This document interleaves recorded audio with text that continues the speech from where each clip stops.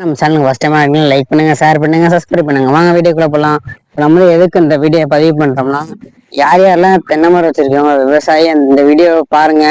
ஏன்னா அங்க பாருங்க தென்னை மரம் என்ன என்ன நோயா என்ன குருத்தழிவா என்னன்னு தெரியல. பாருங்க எப்படி வந்துட்டு பாருங்க.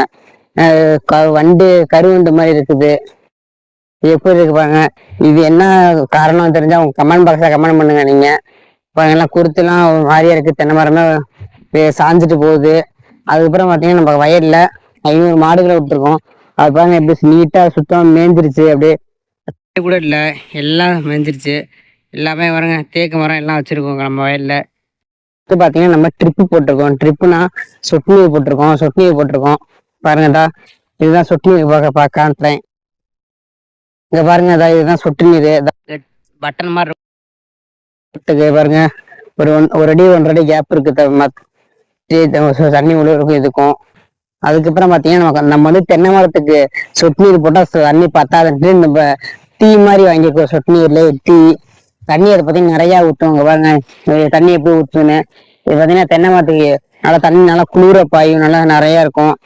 அப்புறம் இந்த தென்னை மரம் எதனால அப்படி வந்திருக்குன்னு தெரிஞ்சா கமெண்ட் பாக்ஸ் பண்ணுங்க, சப்ஸ்கிரைப் பண்ணுங்க.